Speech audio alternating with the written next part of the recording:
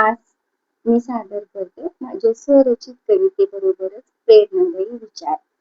प्रेरणादायी विचार यामध्ये मी निवडलेला विषय आहे महिला सक्षमीकरण आणि त्याची गरज.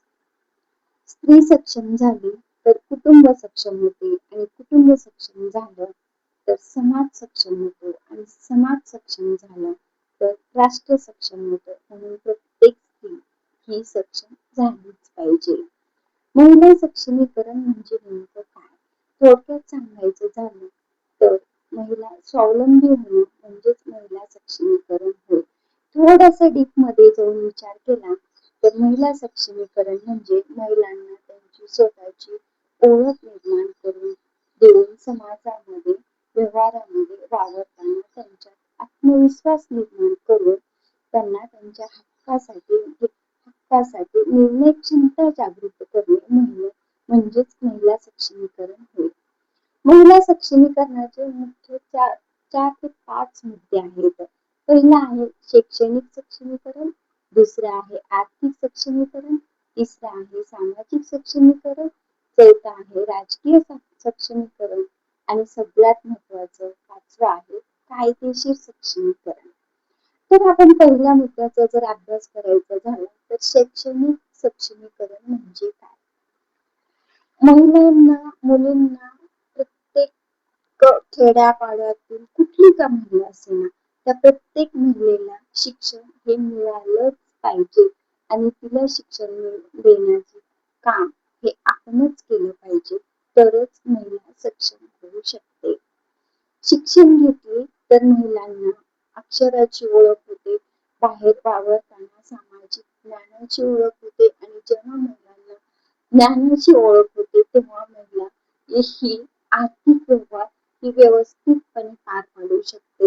मग हे आर्थिक व्यवहार दररोजच्या व्यवहारातले असतील किंवा बचत गटामधून घेतलेले असतील किंवा बँकेच्या मार्फत असतील कुठले का असेना आर्थिक व्यवहार हे तिने तिच्या क्षमतेनुसार केले पाहिजे.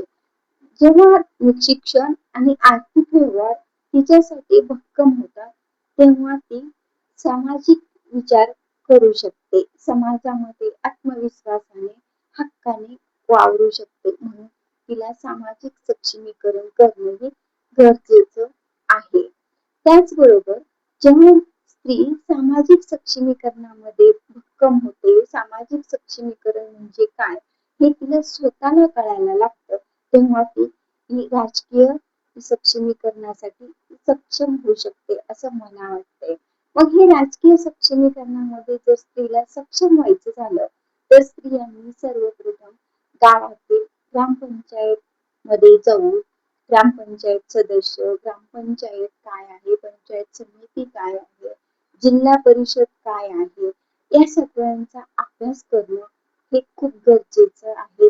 आणि जेव्हा ती हा अभ्यास करेल तेव्हा तिच्यातला आत्मविश्वास अजूनच प्रबळ होईल आणि जेव्हा तिच्यातला हा आत्मविश्वास प्रबळ होईल तेव्हा ती स्त्री कायदेशीर सक्षमीकरणासाठी सक्षम होऊ शकते.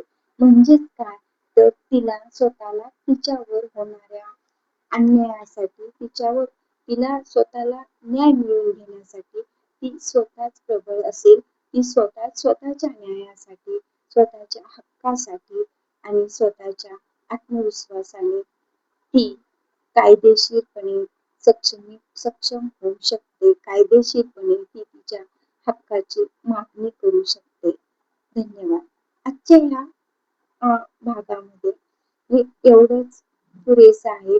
पुढच्या भागामध्ये आपण पाहणार आहोत महिला सक्षमीकरणाची गरज आणि तिचे मुद्दे. धन्यवाद.